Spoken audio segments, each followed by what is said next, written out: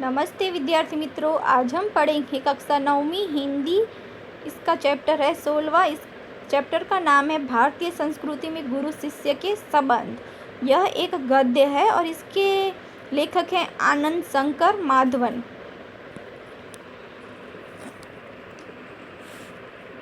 तो इस गद्य में ये दिया गया है कि प्राचीन भारत में गुरु शिष्य संबंध की एक उज्जवल परंपरा थी। तब गुरु का आश्रम विद्या मंदिर के सामने होता था। वहाँ पैसे का कोई स्थान नहीं था और आज पश्चिम के प्रभाव से गुरु शिष्य संबंध बदल गए हैं। प्रस्तुत लेख में लेखक ने भारतीय संस्कृति में गुरु शिष्य संबंध के बारे में बताया है। तो चलो हम आगे कुछ आनंद शंकर माधवन के जीवन की कुछ बातें जानते हैं। तो जी, श्री आनंद शंकर माधवन का जन्म केरल प्रदेश के क्विलन जिले में हुआ था।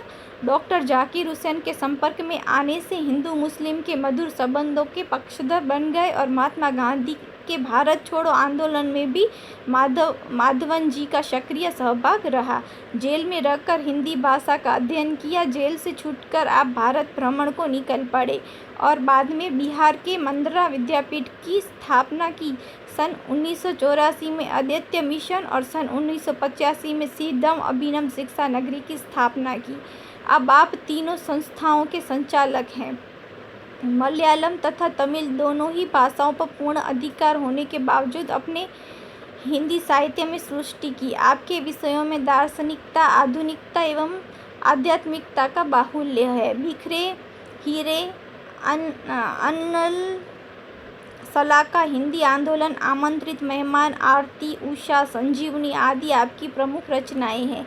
आमंत्रित मेहमान बिहार राष्ट्रभाषा परिषद द्वारा पुरस्कृत है।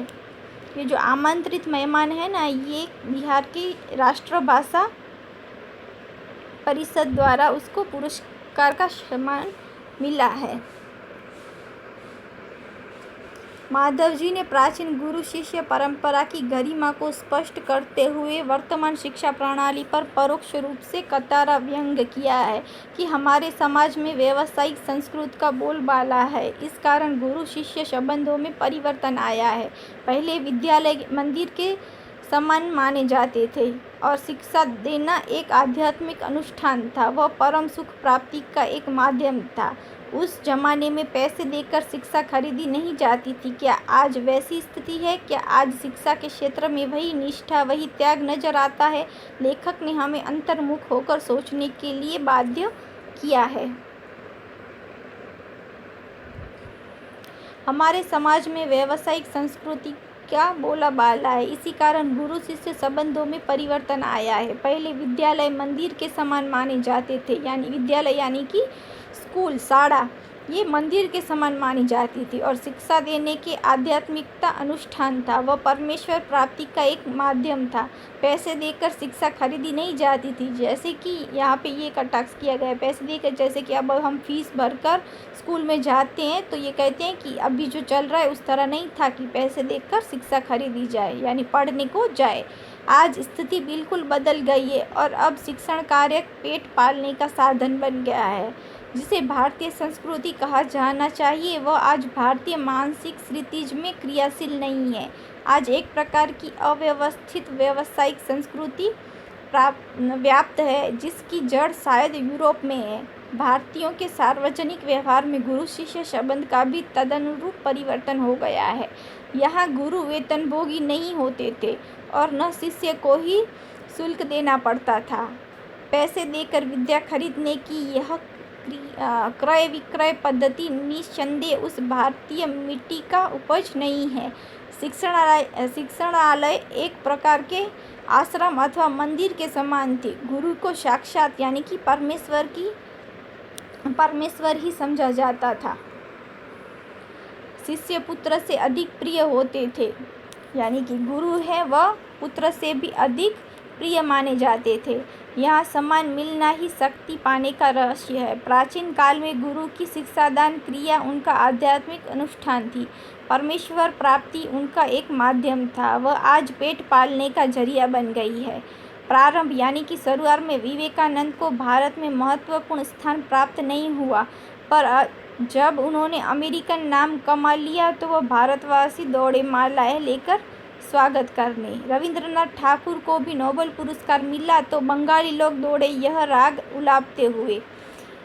अम्मादेर ठाकुर अम्मादेर कठोर सुपुत, यानी कि दक्षिण भारत में कुछ समय पहले तक भरतनाट्यम और कथकली को नहीं पूछता था, पर जब उसे विदेशों में मान मिलने लगा तो आश्चर्य से भारतवासी सोचने लगे, अरे हमारी संस्कृति में इतनी अपूर्व चीज़ें भी पड़ी थी क्या। यहाँ के लोगों को अपनी खूबसूरती नहीं नजर आती, मगर पराये के सौंदर्य को देखकर मोहित हो जाते हैं। जिस देश में ज्ञान पाने के लिए मैक्स मूलर ने जीवन भर प्रार्थना की, उस देश के निवासी आज जर्मनी और विलायत जाना स्वर्ग जाने जैसा अनुभव करते हैं। ऐसे लोगों को प्राचीन गुरु शिष्य संबंध की महिमा सुनाना गधे को गणित सिखाने जैसा व्यर्थ प्रयास ही हो सकता है। एक बार सुप्रसिद्ध भारतीय पहलवान घामा मुंबई आए। उन्होंने विश्व के सारे पहलवानों को कुश्ती में चैलेंज दिया। अखबारों में यह समाचार प्रकाशित होते ही एक पारसी पत्रकार ने उत्सुकतावश उनके निकट पहुंचकर उनसे पूछा कि साहब, विश्व के किसी भी पहलवान से लड़ने के लिए आप तैयार हैं तो आप अपने अमुक शिष्य से ही लड़कर विजय प्राप्त करके दिखाओ। तो घामा आजकल के शिक्षा क्रम में रंगे नहीं थे, इसीलिए उन्हें इन शब्दों ने हैरान कर दिया। आंखें फाड़कर उस पत्रकार का चेहरा ताकते ही रह गए। बाद में धीरे से कहा, भाई साहब, मैं हिंदुस्तानी हूँ, हमारा अपना एक निजी रहन सहन है, शायद इससे आप परिचित नहीं हैं। जिस लड़के का आपने नाम लिया वह मेरे पसीने की कमाई, मेरा खून है और मेरे बेटे से भी अधिक प्यार है। इसमें और मुझ में फ़र्क ही कुछ नहीं है। मैं लड़ा या वह लड़ा, दोनों बराबर ही होगा। हमारी इस परंपरा को आप समझने की चेष्टा कीजिए। हम लोगों को वंश परंपरा से शिष्य परंपरा अधिक प्रिय है। ख्याति और प्रभाव में हम सदा यह चाहते हैं कि हम अपने शिष्यों से कम प्रभावी रहें, यानी हम नहीं चाहेंगे कि संसार में जितना नाम मैंने कमाया उससे कहीं अधिक मेरा पिता कमाए। मुझे लगता है आप हिंदुस्तानी नहीं हैं। भारत में गुरु शिष्य संबंध का वह भव्य रूप आज साधुओं, पहलवानों और संगीतकारों में थोड़ा बहुत ही सही पाया जाता है। भगवान रामकृष्ण वर्षों योग्य शिष्य को पाने के लिए प्रयत्न करते रहे। उनके जैसे व्यक्ति को भी उत्तम शिष्य के लिए रो रो कर प्रार्थना करनी पड़ी थी। इसे समझा जा सकता था कि एक गुरु के लिए उत्तम शिष्य कितना महंगा और महत्वपूर्ण है। संतान प्राप्ति वर्ग उन्हें दुख नहीं देता, पर बगैर शिष्य के रहने के लिए वे एकदम तैयार नहीं होते। इस संबंध में भगवान ईसा का एक कथन सदा स्मरणीय है। उन्होंने कहा था, मेरे अनुयायी लोग मुझसे कहीं अधिक महान हैं और उनकी जूतियाँ होने की योग्यता भी मुझ में नहीं है। यही बात है कि गांधी जी बनने की क्षमता जिनमें है, उन्हें गांधी जी अच्छे लगते हैं और वे ही उनके पीछे चलते भी हैं। तो यहाँ पे हमने देखा कि जो पहले विद्यालय मंदिर के समान माना जाता था और प्राचीन भारत में विद्यालय मंदिर के समान माने जाते हैं।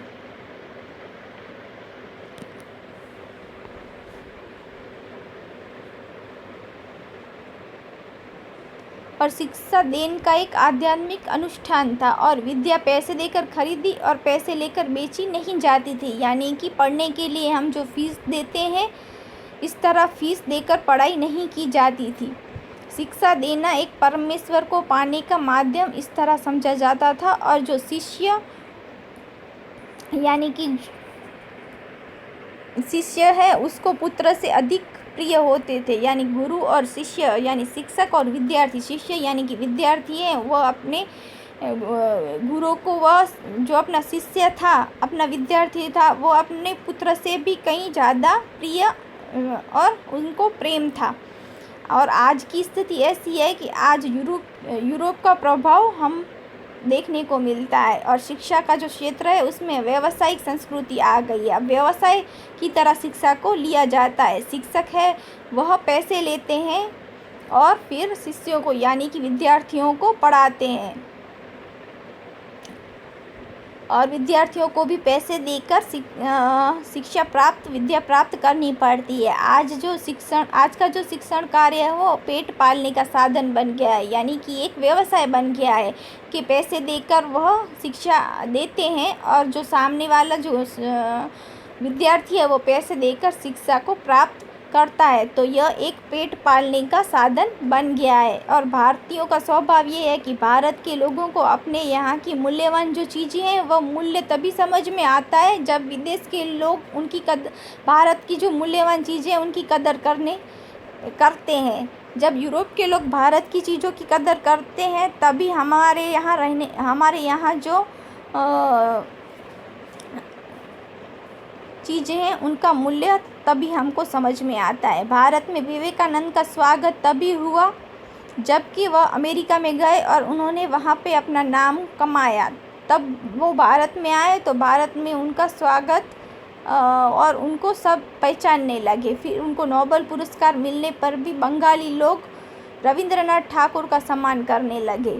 और भरतनाट्यम और कथकली जैसी जो नृत्य और विदेशों में जब लोकप्रिय होने लगे तो उसके बाद यहाँ भी भारत में भी वह लोकप्रिय होने लगे। तो इस तरह आज भारत में अमेरिका, इंग्लैंड या जर्मनी जाना जैसे कि एक सपना बन गया है, स्वर्ग में जाने जैसा लगता है। वे यह नहीं जानते हैं कि जर्मनी के जो विद्वान मैक्स मूलर है वह भारत में आने के लिए जीवन भर प्रार्थना करता रहा, यानी कि प्रार्थना करते थे कि मैं भारत जाऊं, बाहर जाऊं। तो ये भारत के लोगों को ये पता नहीं है कि जो जर्मनी के विद्वान मैक्स मूलर थे वो भारत आने की प्रार्थना कर रहे थे। और आज हम भारत के लोग हैं वह विदेश जाने को बहुत बड़ा मान बैठे हैं और स्वर्ग के समान, जैसे कि विदेश गए तो जैसे कि स्वर्ग में जाने को मिला, मतलब इस तरह के बड़े बड़े सपने पाल रहे हैं। और सुप्रसिद्ध पहलवान गामा ने मुंबई आकर दुनिया के सारे पहलवानों को उनसे कुश्ती में जीतने के लिए ललकारा। एक पत्रकार ने गामा से कहा कि दुनिया के पहलवानों को ललकारने से पहले आप अपने अमुक शिष्य से लड़कर को जीतकर दिखाइए। तो गामा ने उस पत्रकार को ये उत्तर दिया कि आप जिसकी बात कर रहे हैं वह मेरा शिष्य है और मुझे मेरे बेटे से भी वह ज़्यादा प्रिय है, तो इसीलिए उसमें और मुझ में कोई फ़र्क नहीं है। मैं लड़ा या वो लड़ा, एक ही बात है, दोनों बराबर ही हैं। मैं चाहता हूँ कि वह मुझसे ज़्यादा नाम आगे कमाए। मुझे लगता है कि आप हिंदुस्तानी नहीं हैं। इस तरह का उत्तर वो पत्रकार को देते हैं।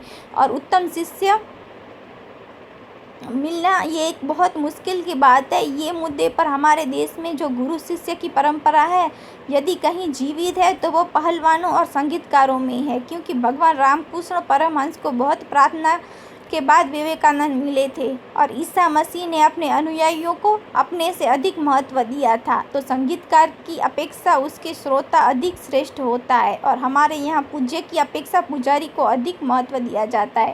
इस तरह गुरु शिष्य के जाति धर्म का स्थान नहीं है और गुरु शिष्य परंपरा में जाति धर्म नहीं, गुण को प्रमुखता दी जाती है। इसलिए कई हिंदू मुसलमान गुरुओं के शिष्य रहे और कई मुसलमान हैं वो हिंदू गुरुओं के भी शिष्य रहे हैं।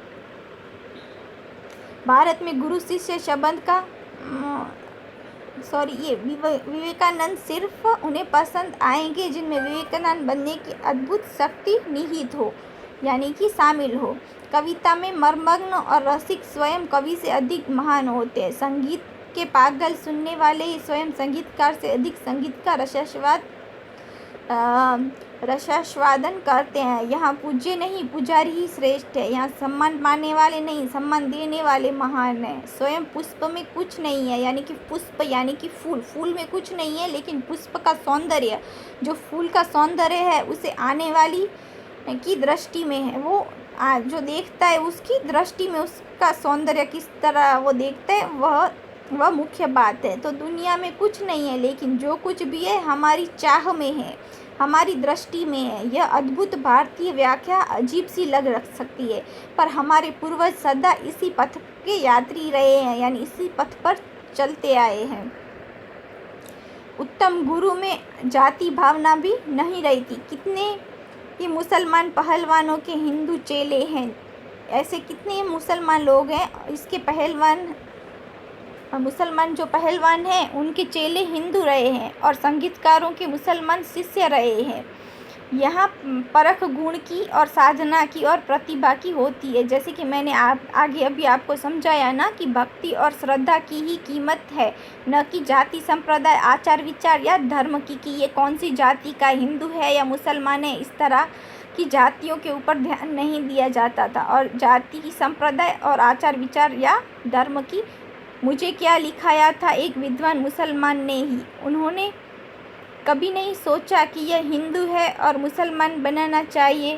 पुराने ज़माने में मौलवी लोग बड़े बड़े रामायणी होते थे, और आज देहातों में भरत मियाँ, रंजीत मियाँ आदि अधिक संख्या में दिखाई देते हैं। आज के गुरु भी सिर्फ सेवा लेने में ही चतुर है, देने में नहीं। उपनिषद में आचार्यों ने कहा कि सेवा देने की चीज़ है, लेने की नहीं। सेवा लेने की अधिकारी बच्चे, रोगी, असहाय और वृद्ध बच्चों को परमेश्वर का ही मूर्त रूप समझ। सेवा रूपी पूजा से उनकी शक्ति को प्रज्वलित करने, क्षमता और सहृदयता रखने वाले ज्ञानी और तपस्वी पुरोहित आजकल के गुरु नहीं रह गए। किसी भी देव मंदिर की मूर्ति की शक्ति उतनी मात्रा तक ही संभव है जितनी मात्रा तक उसके पुजारी की भाव पूजा के नैवेद्य भावना भरी रहती है। यहाँ पे कुछ शब्दार्थ हैं कि परिवर्तन यानी कि बदलाव, सुप्रसिद्ध यानी सर्वश्रेष्ठ, निजी यानी कि अपनापन, अपना, उत्तम यानी श्रेष्ठ, अनुयायी यानी शिष्य। मुहावरे हैं, गधे को गणित सिखाना, ये एक मुहावरा है। तो इसका अर्थ ये होता है कि व्यर्थ प्रयास करना। ताकते रहना यानी आश्चर्य से देखते ही रहना। पसीने की कमाई यानी कठिन परिश्रम का फल। रंग जाना यानी कि निमग्न होना। तो विद्यार्थी मित्रों, ये चैप्टर यहाँ पे पूरा हुआ। अगर आपको कुछ भी समझ में नहीं आता है तो आप कमेंट बॉक्स में कमेंट करके मुझे पूछ सकते हैं।